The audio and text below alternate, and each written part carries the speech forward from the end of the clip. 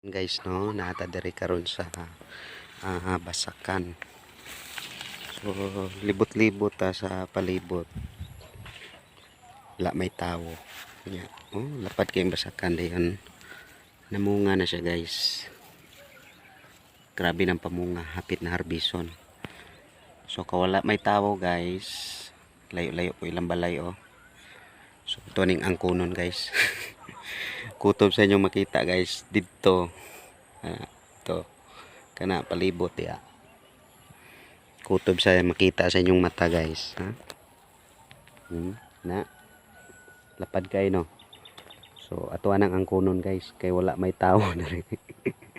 Walay makabaraw sa ato ang burit guys. So ato ani, so kani guys, ato aning basakan guys, ha? Mo ni chance na nato nga magkabasakan karon, kay walay tag-iya may nakadungog. So hapit na harbison guys, ha? Dagko na kayo o bunga ang mga humay. So nindot kayo pagkatubo, haya-haya kayo sa kuano, sa mga tag-iya aning basakan.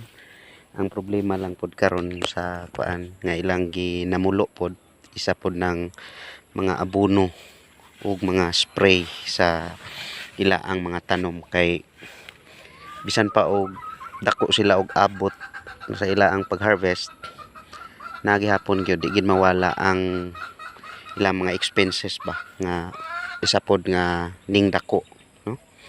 Kay grabe na kamahal ang abono og ang mga pang-spray. So katong lang guys, salamat.